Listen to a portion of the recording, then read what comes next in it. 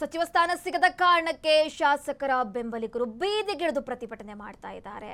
ಹಾಗೆ ಸಾರ್ವಜನಿಕ ಆಸ್ತಿಗೆ ಹಾನಿ ಮಾಡುವುದು ಸರಿಯಲ್ಲ ಎಂದು ಕಾಂಗ್ರೆಸ್ ಮುಖಂಡ ಎಫ್ಎಚ್ ಜಕ್ಕಪ್ಪನವರು ಬೇಸರ ವ್ಯಕ್ತಪಡಿಸಿದ್ದಾರೆ. ಹುಬ್ಬಳ್ಳಿಯಲ್ಲಿ ಮಾತನಾಡಿದ ಅವರು, ಸಾಮಾಜಿಕ ಹಾಗೂ ಪ್ರಾದೇಶಿಕ ನ್ಯಾಯದಡಿ ಸಚಿವ ಸ್ಥಾನ ನೀಡಲಾಗಿದೆ. ಅಸಮಾಧಾನಿತರು ತಾಳ್ಮೆಯಿಂದ ಇರಬೇಕು ಮತ್ತು ಶಾಸಕರು ತಮ್ಮ ಬೆಂಬಲಿಗರನ್ನು ಸಮಾಧಾನಪಡಿಸಿ ಪಕ್ಷದ ಶಿಸ್ತು ಕಾಪಾಡಬೇಕು ಅಂತ ಮನವಿ ಮಾಡಿದ್ದಾರೆ. ರಾಜ್ಯದಲ್ಲಿ ಕಾಂಗ್ರೆಸ್ ಪಕ್ಷದಲ್ಲಿರುವಂತಹ ಶಾಸಕರ ಸಂಖ್ಯೆ ದೊಡ್ಡದಿದೆ.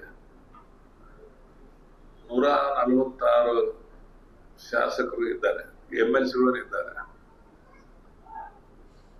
ನಾವು ಕೇವಲ 30 ಜನಕ್ಕೆ ಮಾತ್ರ ಮಂತ್ರಿ ಮಾಡ್ಲಿಕ್ಕೆ ಸಾಧ್ಯ. ಇನ್ನಷ್ಟು ಉಳಿದಷ್ಟು 110 120 ಶಾಸಕರು ಉಳ್ಕೊತಾರೆ.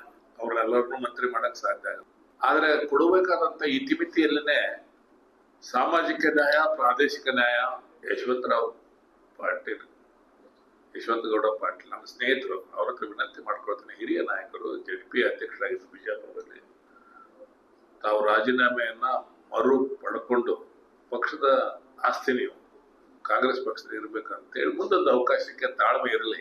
ತಮ್ಮ ಅನುಯಾಯಿಗಳನ್ನ ಬೀದಿಗೆ ಬಿಟ್ಟು ರಂಪ ಮಾಡೋದು ಸರಿಯಲ್ಲ. ಪಕ್ಷದ ಶಿಸ್ತನ್ನ ಉಲ್ಲಂಘಿಸಿದಂಗಾಗತ್ತೆ.